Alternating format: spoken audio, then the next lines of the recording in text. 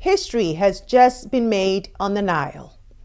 Ethiopia has completed the Grand Ethiopian Renaissance Dam, Africa's biggest hydroelectric project, a $5 billion megastructure that can power an entire nation. But here's the twist. The real story isn't about concrete, steel, or turbines. It's about how this dam was built. Not with World Bank loans, not with IMF bailout, not with Chinese billions, but by ordinary Ethiopians, farmers selling their cows, civil servants giving up a month's salary, even school children pulling their lunch money. Think about that for a second. In a world where Africa is told that it can't build without outside money, Ethiopia just delivered one of the largest dams on earth, funded by its own people. This is pride. This is sovereignty. Let's get into it. So the idea of taming the Nile isn't new. Back in the 1950s, under Emperor Haile Selassie, Ethiopia dreamed of harnessing the Blue Nile to power its future. Studies were done, sites were identified, but for decades, war, coups, and poverty kept that dream on the shelf. Fast forward to 2011, Prime Minister Meles Zenawi stands before the nation and announces the launch of the Grand Ethiopian Renaissance Dam. And his message was clear. This project will not just change Ethiopia, it'll change Africa. But there was a catch. Ethiopia was under sanctions. Foreign lenders like the World Bank and the IMF weren't lining up with cash. In fact, they warned Ethiopia against moving forward without their terms and conditions. So Meles made a bold statement at the laying of the first cornerstone in 2011. No matter how poor we are, in the Ethiopian traditions of resolve, the Ethiopian people will pay any sacrifice, he said. In that moment, the GERD stopped being just another energy project. It became a test of sovereignty, a fight to prove that Africa could build big on its own terms. And they won.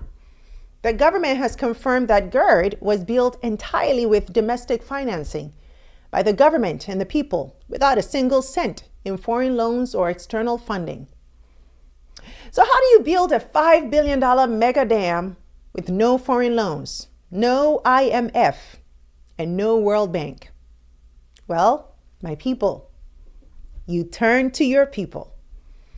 After Zenawi's call, Ethiopia launched a nationwide campaign like no other. Civil servants gave up a month's salary. Farmers started selling their cows and goats. Well, not literally, but.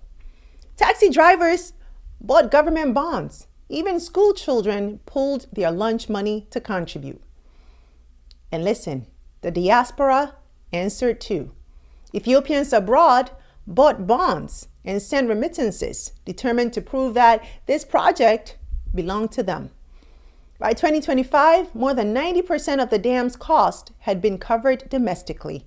Ordinary Ethiopians, rich, poor, rural, urban, carried a $5 billion project on their backs. It wasn't just fundraising, it was mobilization.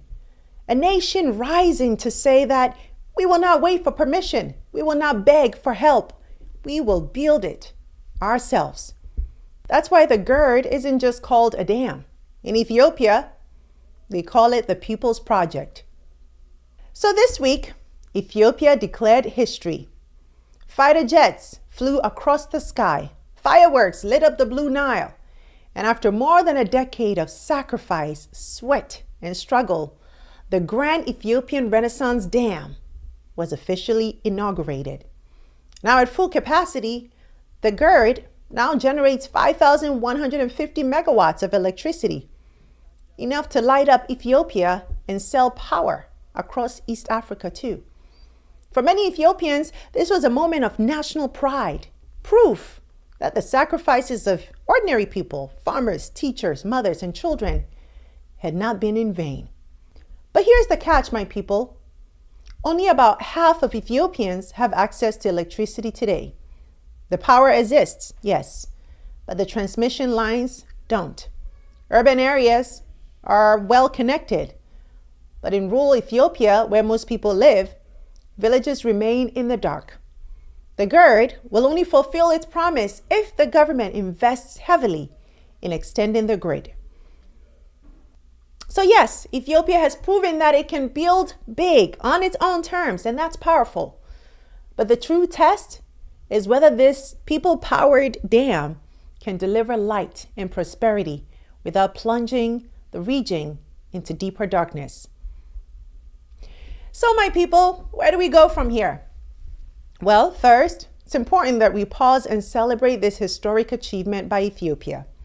Against all odds, they built Africa's largest dam. Not with the World Bank, not with the IMF, not with China, but with the hands, the pockets, and the sacrifices of their own people. That matters because it sets a blueprint for the rest of the continent. You don't need foreign loans and endless debt traps to build big. We can fund our own future. We must learn the bigger lesson here. Africa cannot rise on charity. We can only rise on ownership, on the courage to fund our dreams, to mobilize our people, and to turn sacrifice into sovereignty. And Ethiopia has shown us what's possible. The question is, will the rest of Africa follow?